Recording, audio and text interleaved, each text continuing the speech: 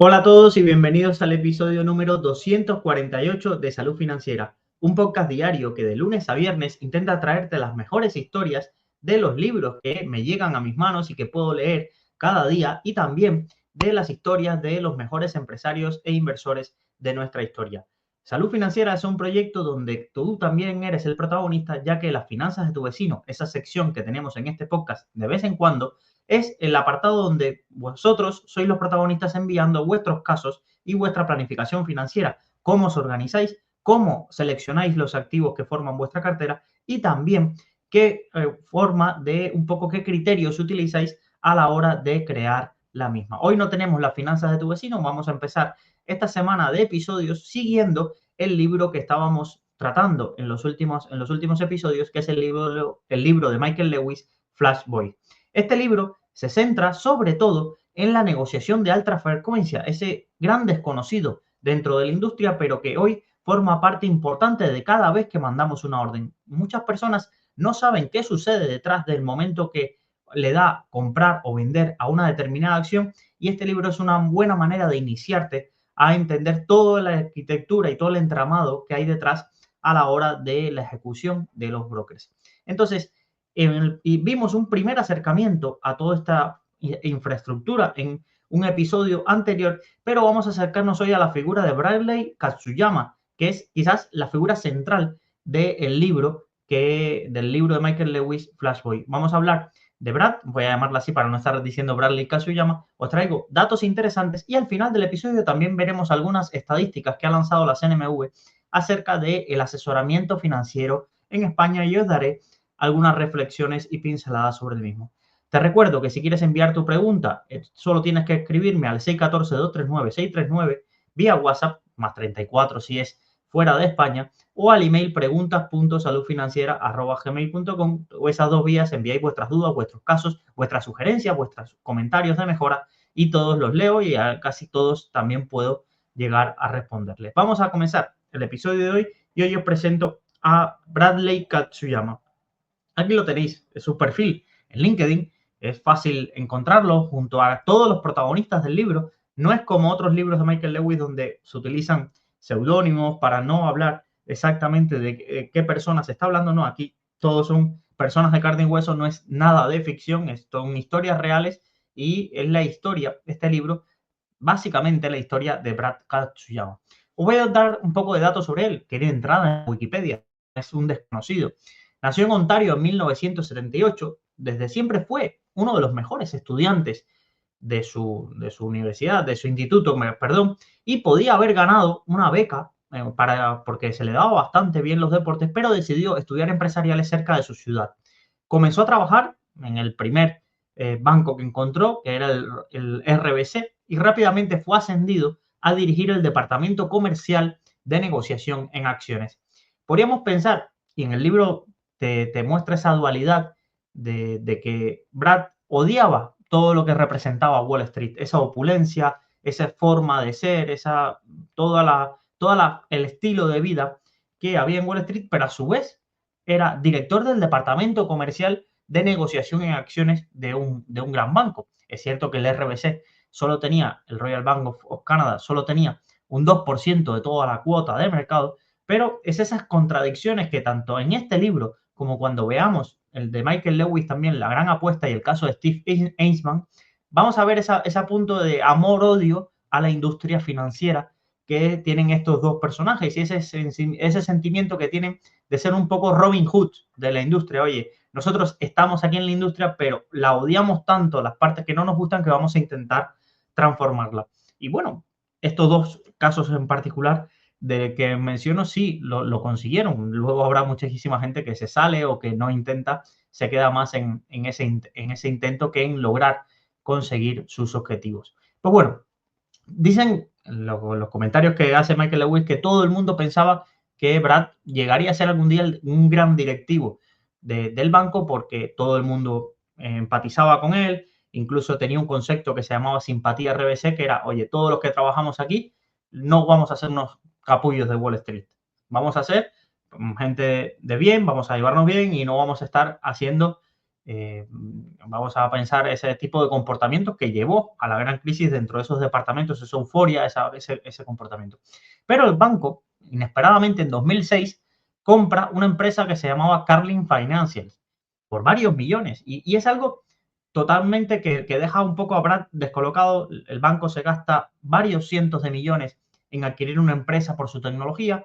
Esa empresa, cuando la integran, no tenía nada que ver con la cultura. Hacen varios comentarios de que era la típica empresa de, como vamos a pensar, que vemos la del logo de Wall Street, gente con bolas de béisbol, con nada vestidos adecuados para trabajar en Wall Street. Era toda una jauría, como podríamos pensar, grandes fiestas, muy informales, no cumplían horarios. Entonces, Brad empezó a decir, oye, yo aquí con esta gente, ¿cómo encajo? ¿Qué sentido tiene?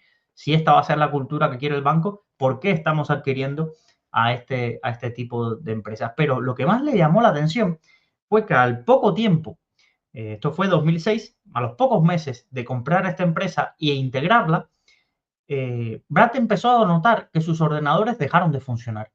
Su primera mentalidad fue, oye, hemos empezado a utilizar el software de Carlin, lo hemos integrado y algo aquí nos han hecho que nos han roto nuestro sistema. Este fue el primer pensamiento que tenía. No llegaba a entender qué estaba pasando, pero sí veía que cuando iba a enviar sus órdenes, todo el libro de órdenes que tenía cambiaba en un momento. Empezó a llamar a técnicos y le decían, bueno, ¿será que tienes algún error? ¿Te estarás confundiendo? Llegaron algunos a decirle, oye, es que tú no estás solo en el mercado son miles de personas intentando comprar y vender al mismo tiempo, pero ninguna de estas respuestas le encajaba a Brad. Es decir, oye, yo llevo años haciendo este mismo trabajo, básicamente el trabajo que hacía un banco comercial, un RBC, imaginaros que T. Rowe Price quiere vender 4 millones de acciones de Google y ve que en el mercado ahora mismo solo se está vendiendo 1 millón de acciones. Y entonces lo que hace es, el RBC coge y le compra esos 4 millones de acciones que quiere vender T. Rowe Price y va con un descuento, evidentemente, pero ya se encarga. Imaginaros que T. Rowe Price cotiza a $100. Pues vamos a pensar que RBC coge las acciones y se las compra a 99,90. ¿Cuál es la ganancia? Pues RBC tiene que encargarse de ejecutar la venta de esas acciones en un precio entre 100, que es el precio actual, y 99,90, que fue el precio al que se las dejó T. Rowe Price, y ya venderlas todas y deshacerse. Entonces, en la labor de un departamento comercial o de una mesa de tesorería es, oye, visitar o revisar cuál es la profundidad de mercado en todas las bolsas disponibles y una vez confirmar, aplicarle el descuento a T. Rowe Price para que ellos hagan esa operación. Y a esto se dedicaban. A esto se dedicaban siendo muy rentables, pero no solo ellos, sino todo el mercado. Entonces, ¿qué fue lo que empezó a pasar? Lo que empezó a pasar era que Brad hacía su acuerdo con T. Rowe Price y cuando iba al mercado a vender sus 4 millones de acciones, que veía que había una profundidad suficiente a 99,95, 99,97, automáticamente todas esas órdenes desaparecían y aparecían precios bastante inferiores, lo que les ocasionaba pérdidas. Esto empezó a alarmar al banco. Al principio fue algo puntual de algunos operadores, pero se dio la voz de alarma, oye, estamos sufriendo varias millones en pérdidas por mala ejecución porque nosotros estamos asegurando precios a nuestros clientes que luego no podemos conseguir cuando vamos a ejecutar esas operaciones al mercado. Entonces, ahí empezó un problema. Pero ¿quién dio un poco con la solución? ¿Quién dio un poco con la solución? Pues el equipo de programadores que tenía Carlin Financial, que decir, vale, todos los comerciales y demás eran un poco tontos o ese estilo que se ven en las películas norteamericanas, pero sí tenía un equipo de programadores muy buenos que le empezaron a decir a Brad, oye, aquí el problema es, estamos viendo que las órdenes no están llegando al mismo tiempo a las distintas bolsas. Y entonces Brad lo que hizo fue encargar un estudio a finales de 2007. Pensar que estamos en medio de la gran crisis financiera y aquí hay alguien dentro de un gran banco que no está preocupado por la hipoteca subprime o por las caídas, está preocupado por diferencias de céntimos entre cada una de las operaciones que va haciendo. Pero es que esa diferencia de céntimos, por ejemplo, hacía que fondos de 9.000 millones llegaran a perder, fondos sobre todo muy, muy activos, entre 200 y 300 millones de euros por año por esa peor ejecución. No estamos hablando de migajas ni mucho menos. ¿Qué se dio cuenta Brad en ese entonces? Pues que había habido cambios en la SEC y que se había abierto el mercado de una manera tan grande que ahora toda la negociación bursátil la controlaban, o buena parte de la negociación bursátil la controlaban operadores de alta frecuencia. Incluso dice Brad, oye, yo era el directivo de uno de los grandes bancos que ejecutaban acciones y no conocía una empresa que se llamaba Getco que se llevaba el 10%, es decir, él ejecutaba el 10% de las operaciones que se hacían en los mercados financieros. A partir de ahí quedó muy, muy decepcionado de, oye, esto es un negocio que está manipulado, es decir, aquí hay gente que está teniendo acceso a la información mucho antes que el resto de operadores y se planteó incluso dejar Wall Street. En 2009 ganaba aproximadamente 2 millones de dólares al año y decidió dejar el banco, pero en la mezcla que hubo, RBC despidió a los directivos de Carlin y le dio el mando, oye, te damos a ti el mando de asumir la dirección de toda esta parte de, ellos le llaman, en la traducción que hacen en el libro español le llaman comercio electrónico, pero no llega a ser así. Sería un poco el departamento de negociación o de ejecución dentro del banco, toda la negociación de renta variable dentro del banco. Entonces, un poco lo que dijo Brad fue, oye, ahora tengo carta blanca del RBC, pero lo que querían hacer los programadores cuando él fue a hablar con los programadores, oye, bueno, ¿qué podemos hacer para solucionar este problema? Lo que le dijeron los programadores es, oye, vamos a construir nosotros nuestras propias dark pools. Quien no vio el episodio anterior donde os mencioné qué eran esto de las dark pools, os dejaré un enlace en la descripción donde veréis un artículo muy reciente de Bloomberg donde podéis ver este concepto de las dark pools y estos centros de negociación ocultos. Y, por ejemplo, hay dark pools a día de hoy, a enero de 2025, con datos del regulador, como por ejemplo la dark pool de VS, que negocian más de 200 millones diarios en acciones o Intelligent Cross. Es decir, cada vez que veáis una bolsa con el símbolo ATS, eso es un acrónimo para señalar las dark pool de cada una de las entidades. Morgan Stanley tiene las suyas, VS, como os comenté, incluso Interactive Broker también tiene la suya. ¿Y qué son estas dark pool? Para volverlos a explicar, son centros de negociación creados, bolsas privadas, creadas por grandes entidades financieras para ejecutar ahí una parte del volumen de las órdenes que reciben de sus clientes. ¿Cuál es la ventaja? Pues no se le da visibilidad al resto del mercado de que un operador está comprando y vendiendo, sí se muestra el volumen total, pero no quiénes fueron esos intermediarios y, por otro lado, hay un abanico mayor de posibilidades de ejecutar esa orden. Entonces, toda esta regulación, todos estos cambios regulatorios salieron con la buena intención de decir, oye, vamos a abrir y que no haya exclusividad y monopolio de una bolsa o de dos bolsas en cuanto a la negociación bursátil de un determinado valor, pero terminó derivando en que una multitud de bolsas con una legislación bastante interpretable hacía que muchos operadores pudieran derivar las operaciones de sus clientes a este tipo de plataformas donde recibían incentivos por derivar ahí las mismas y también donde podían generar un beneficio con sus propios operadores. Vale.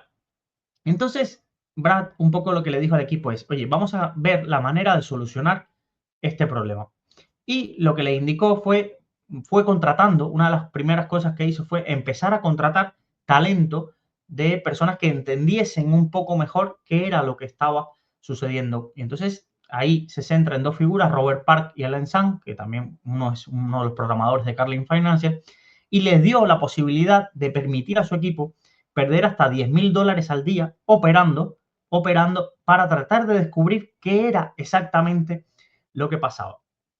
Y una de las conclusiones que llegaron era que si enviaban las órdenes a un solo mercado, podían ejecutarlas en su totalidad. Recordad lo que le pasaba a Brad Katsuyama. Él enviaba una orden y de pronto no podía ejecutarla porque el volumen que encontraba no era el que había realmente y todas las órdenes desaparecían y aparecían a unos precios nuevos que no le permitían ejecutar porque tenían una mala ejecución. Entonces, estos programadores lo que encontraron fue, oye, si tú le dices a nuestro enrutador de órdenes, solo quiero operar en esta bolsa que veo este precio y este volumen, podía perfectamente ejecutar el 100% en la mayoría de ocasiones. También se dieron cuenta de que mientras más mercados añadían, era donde empezaba a aparecer este problema.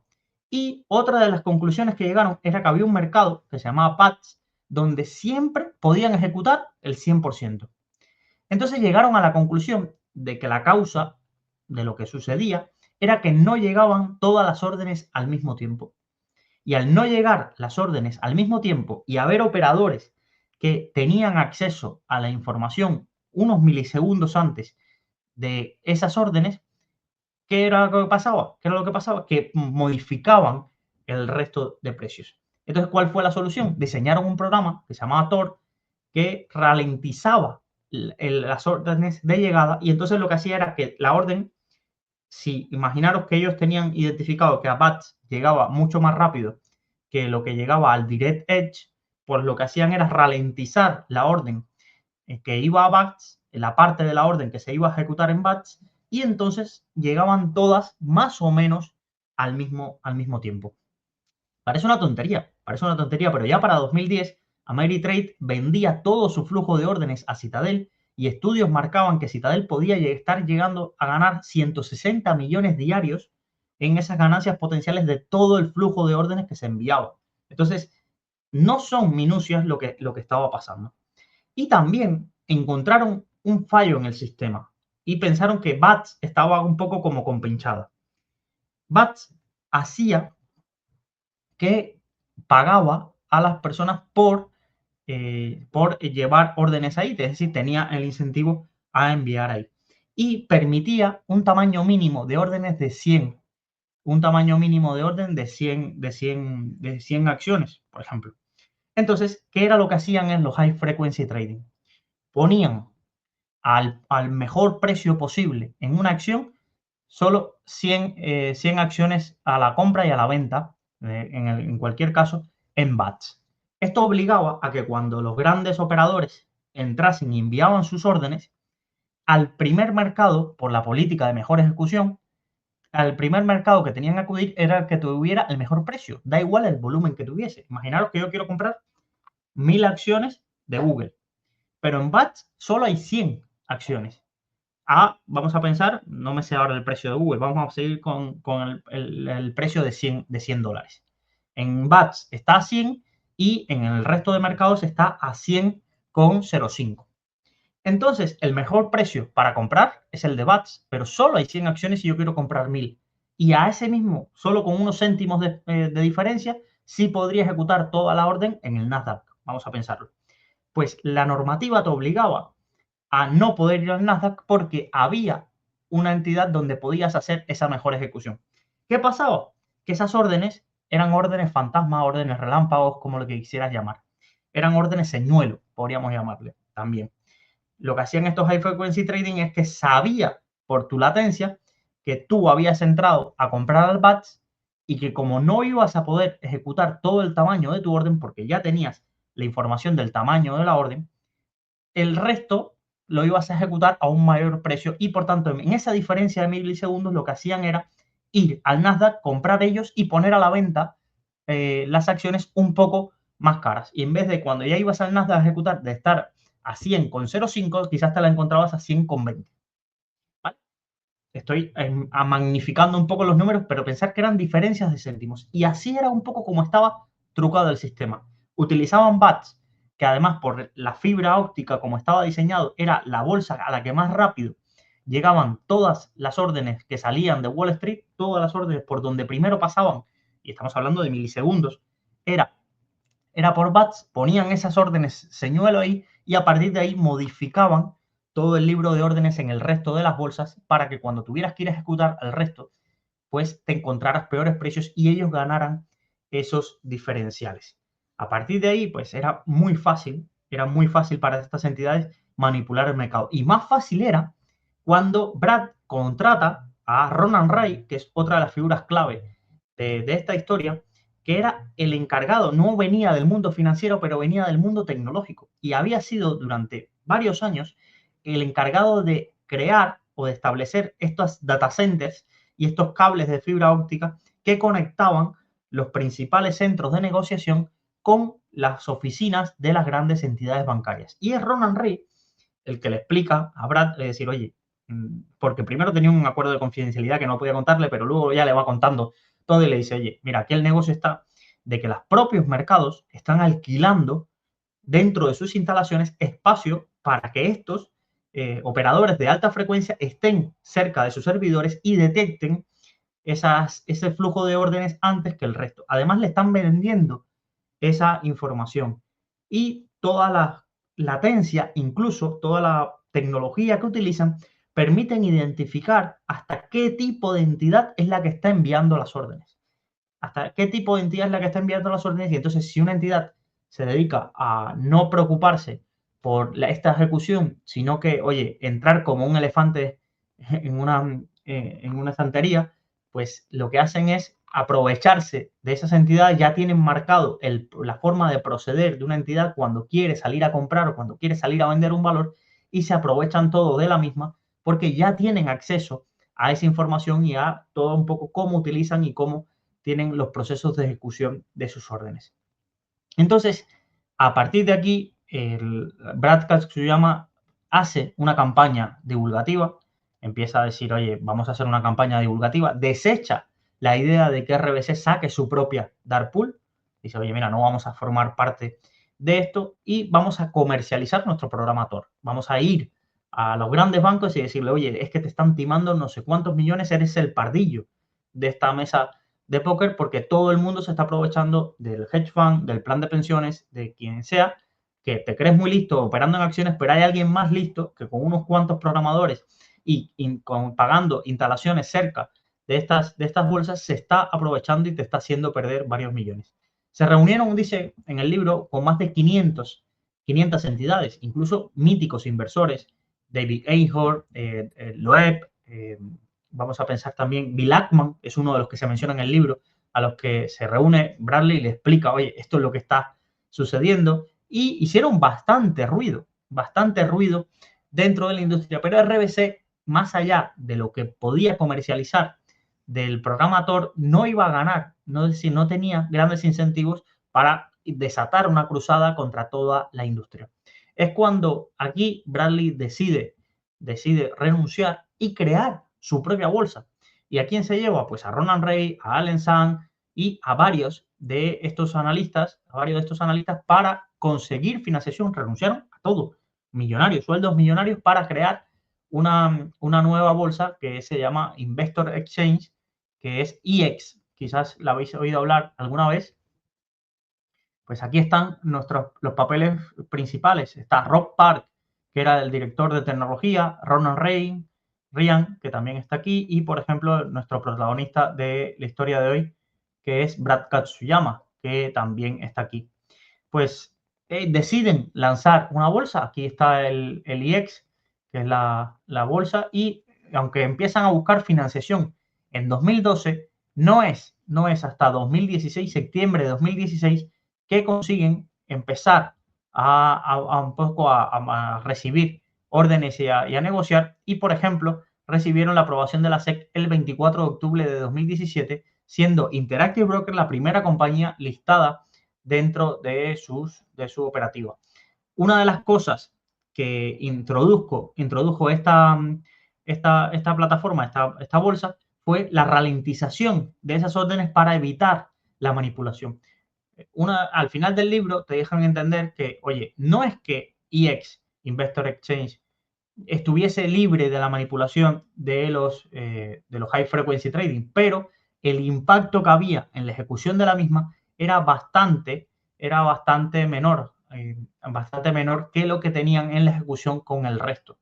Y pues bueno, esto fue una de las cosas que llevó y que ha llevado a que IEX sea hoy una de las bolsas con mayor market share, por ejemplo, dentro de las que hay dentro de la industria. Quería por aquí mostraros que, por ejemplo, el Nasdaq hoy tiene el 14% de la industria, de la negociación en acciones, el CBOE 10,8, ICE un 18,2 y en 2021 IEX tenía cerca del 2,4 y ahora creo que está en alguna de los gráficos que hemos visto de la negociación, pues se encuentra más superando el 3% del volumen de intradiario en la negociación de acciones en Estados Unidos, sobre todo.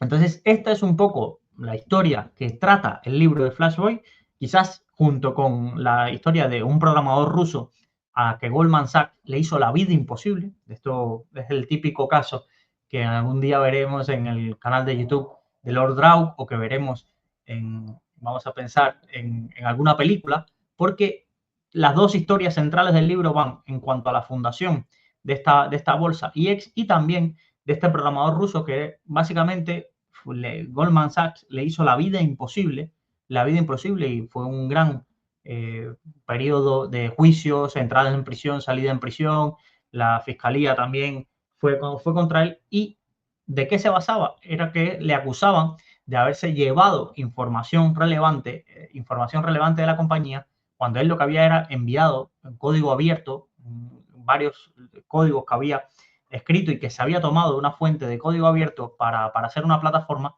Pero ¿cuál era? La plataforma de dark pools y de enrutamiento de órdenes de Goldman Sachs que le generaba millones y millones de euros a la entidad. Y entonces, por eso, es decir, para que veáis lo importante que era, como que estaban dispuestos a destrozarle la vida a uno de sus empleados solo por proteger ese secreto, esa fórmula secreta de cómo funcionaban todos los algoritmos de enrutamiento de órdenes y todas las negociaciones en esas dark pool.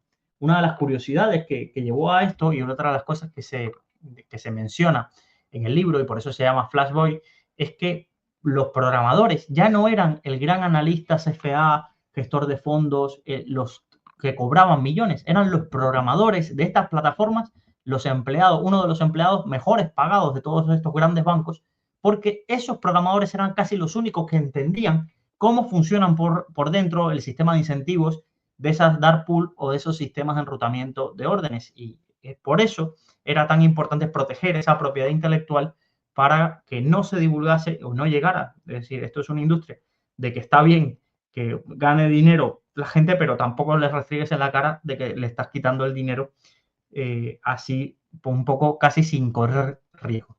Os diría, creo que en la newsletter cuando saque la reseña del libro lo puntuaré como 9 de 10 porque me llamó muchísimo la atención la forma en que está escrito, las cosas que encuentras y un poco vas aprendiendo y toda la historia que las historias anexas, la de Bradley Kaizuyama, la de Robert Park, la del cable que vimos, que por cierto, un oyente me comentó que existe una película acerca de este cable que querían construir entre New Jersey y toda la zona de Chicago, que se llama el Proyecto Colibrí. No lo he visto, pero luego sí he visto la reseña y pues sí, se trata de esto. No es un biopic acerca del libro Flash Boy, pero sí, evidentemente, está basado en el mismo tema que estamos hablando, que es toda la ganancia de esos milisegundos a la hora de operar a través de fibra óptica o a través de la manipulación del mercado. Pues bueno, os comenté que iba a terminar el programa de hoy hablando acerca de unas estadísticas que encontré hoy. Se publicó, hoy estamos a 17 de marzo de 2025, se publicaron las estadísticas finales de 2024 de las empresas de asesoramiento financiero y un poco el cuadro en España. Y me llamó muchísimo la atención los datos que aparecen. Pues bueno, os comento, si pensarais cuántas personas tienen contratado un asesor financiero en España, pensar un número. En España más o menos ahora decimos que somos cerca de 49 millones de habitantes. Pues solo 11.446 personas tienen contratado un asesor financiero. Esas 11.446 personas acumulan un patrimonio de 9.258 millones, ¿vale? Y bastante curioso en ese sentido. Las comisiones que generan este asesoramiento a las empresas de asesoramiento financiero son de 63 millones, de las cuales 49 millones son generadas por el servicio de asesoramiento financiero, Luego, cerca de 2 millones es generada por asesoramiento de empresas sobre estructuras de capital, fusiones y adquisiciones. Algunas CEAF se dedican a eso. Y luego, 1 millón por la elaboración de informes de inversiones y análisis financiero. Por las retrocesiones percibidas, reciben cerca de 10 millones y medio. 10 millones y medio de ingresos, es decir, uno de cada 6 euros que reciben las empresas de asesoramiento financiero en España vienen de retrocesiones. Y pues bueno, resultado del ejercicio, vamos a pensar así, en total, las ganancias han sido de 8 millones entre las 140 empresas de asesoramiento financiero registradas entre EAF y empresas de asesoramiento financiero nacional, para que veáis que es un sector bastante tocado.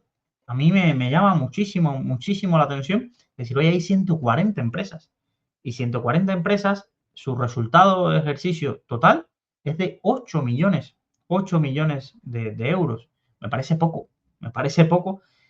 pero entendiendo un poco de decir, oye, 140 empresas para 11.446 clientes o 12.000 clientes, ponerle, es que nos da casi una media muy bajita. Vamos a pensar seguramente menos de 100 clientes por entidad. Y tiene lógica porque muchas de estas empresas de asesoramiento financiero son unipersonales y se basan en ese contacto cercano. Entonces, esto es lo que nos llama la atención. Por ejemplo, para poneros en consecuencia, 11.000 partícipes o 11.000 clientes es lo que tiene un fondo como Numantia. Es decir, un fondo asesorado por una persona que, por cierto, es una empresa de asesoramiento financiero, pero no, los partícipes no son clientes de esa empresa, sino que son pues, clientes partícipes del fondo. Pues es casi la totalidad de clientes que tienen el resto de las 140 EAF. Esto nos llama la atención y un poco lo que nos va diciendo es que hay muchísimas personas huérfanas de asesoramiento financiero. Y una de las causas puede ser, primero, el patrimonio que se les exige. Es decir, muchísimos asesores financieros solo aceptan clientes y vemos que solo tienen 100 clientes. No es porque no haya clientes ahí, es que no hay clientes con el patrimonio que busca el asesor financiero para que les sea rentable. Uno es esa parte. Otro, la comisión. Si cogemos y decimos, oye, ¿cuál es la comisión que reciben una entidad comparado con el patrimonio asesorado que tienen? Pues nos sale aproximadamente que la comisión media es del 0,6 del patrimonio gestionado. Esto, pues sumarle a los productos invertidos más el 0,6, pues eleva mucho los costes de ese asesoramiento y hacen que dificulten que frente a otras alternativas como los contratos de gestión discrecional de carteras que ofrecen los robo-advisors o contra hacértelo tú mismo, este tipo de entidades logren captar patrimonio. Entonces, cuando veis que divulgo o hablo de este tema muchas veces, bueno, entonces no me recomiendas un asesor financiero. No creo. Yo creo que el asesor financiero, y viendo las pocas entidades que hay en España y un poco el enfoque de patrimonios altos que buscan, va diseñado para un tipo de planificación patrimonial que tenga cierta complejidad o que necesites de un acompañamiento muy cercano. Y esto no significa que la persona que necesite un acompañamiento muy cercano sea más lista o menos lista que otras. Simplemente no quiere estar el 100% de su tiempo porque tendrá empresas, tendrá otras prioridades en la vida que estar aprendiendo o que estar a la última de la diversificación de carteras, de productos, o no quiere asumir esa responsabilidad. Y si para eso ya tiene el patrimonio y puede delegar esa parte, bienvenido sea. Pero lo que nos muestra la foto es que hay muy pocas EAF, muy pocas centradas en asesoramiento finalista, sino hay muchas EAF que lanzan productos ya, pero más centrados en asesorar un fondo de inversión, asesorar a empresas o a clientes muy grandes, pero no hay esa capilaridad que podamos pensar de que tú puedas levantar el teléfono y contactar a un asesor financiero y tener un servicio de calidad, bueno, bonito y barato. Eso ahora, a día de hoy, no existe. No existe en España ni parece que vaya a existir porque no ha habido una entidad que logre hacer una disrupción dentro de la misma. Porque ves mucha fintech, pero ¿qué producto te están intentando colocar toda la fintech? Pues lo típico, te están intentando colocar Unilink, PIAs y demás. Y me vale desde que ves un webinar del Robin Hood de las finanzas para colocarte Unilink y PIAs, ves Inversimpli y está en lo mismo, te hace la divulgación. Luego por ahí está Mi Capital, que sí te hacía carteras con fondos. Bueno, habría que ver esa y podía aceptar a clientes. Luego tenías a Nestep, que todos sabéis que hemos visto en algunos capítulos los costes que tienen comparado para el volumen, el impacto que pueden tener y los sesgos que pueda tener también su selección de carteras. No sé, me da la sensación de que ahora mismo hay más gente escuchando al banquero del pueblo, a la pizarra de Andrés y a cual youtuber haga divulgación que tomándose en serio y buscando asesoramiento de calidad o este tipo de cosas, de propuestas más individualizadas, porque un divulgador siempre va a ser una comunicación de uno a muchos y lo que va buscando esa persona es una comunicación de uno a uno, no de uno a muchos. Y en ese segmento de comunicación de uno a uno, de trato personalizado, los números siguen sin salir para muchos de esos asesores financieros y esas personas que tienen un reconocido prestigio y tienen una carrera profesional en el asesoramiento, y por eso se quedan huérfanos los dos. Muchas EAF están en números bastante malos porque no logran captar un patrimonio que los haga ser rentables, y muchísimas personas que quieren encontrar un asesor financiero no encuentran los números para que les salga rentable acudir y por lo menos encontrar esa solución. Y de ahí yo creo que es una de las explicaciones, primero, del gran auge que tienen divulgadores financieros que de cierta forma suplen lo que muchas personas quieren buscar, que no es ese asesoramiento individualizado, sino alguien en quien ese sesgo de autoridad, a quien me diga que esto se puede hacer y que esto no. Y por otro lado, el gran auge de las empresas que te solucionan el problema. ¿Cuáles las son? Pues los robo-advisor. Oye, mira, yo no sé si esto es lo mejor, pero al menos voy a pagar poco y aquí invierten 40.000 personas, así que 40.000, 10.000 y demás, así que yo no voy a ser peor que nadie de que estos 40.000, y además ya me están diciendo que con los menores costes pues voy a tener probabilidades de tener unas rentabilidades incluso superiores que los que están por ahí. Por poner un dato, en las carteras Smart de CaixaBank había más de 300.000 clientes. 300.000 clientes, cuando clientes en empresas de asesoramiento financiero tenemos 11.446. Eso nos dice un poco todo de cómo está diseñada la industria y la falta de modelos que hagan que todo el mundo pueda acceder al menos a una cultura financiera no interesada, porque hay mucha divulgación financiera y es fácil poner un concepto financiero en Google y mirar cuáles son las 10 primeras entidades que tienen. Y cuando entréis, no os entréis en el concepto, sino decís, ¿y esta persona que ha escrito este artículo qué incentivo tiene? Te vas a encontrar seguramente a fondos.com, que es un funnel de ventas para que termines contratando servicios de Crean, esta banca andorrana. Te vas a encontrar a InvestMe para que termines contratando una entidad. Te vas a encontrar a Finec para que termines buscando un asesor financiero, pero si no eres más de 300.000 te van a terminar desechando, o de más de 150.000 te van a terminar desechando. Entonces, tú vas entrando, ese ejercicio siempre os hago de cuando busquéis un concepto financiero, ¿qué es la beta de un mercado? Pues mirar y entrar a las 10 primeras posiciones que estén en Google y decir, vale, ¿cuál es el incentivo creado de esta persona que está escribiendo el artículo? Y muchas veces veréis que el incentivo está diseñado para ganar dinero con tu patrimonio, pero no para que tú ganes dinero. Muchísimas gracias a todos, espero que os haya gustado este episodio y nos vemos mañana en otra ocasión de Salud Financiera.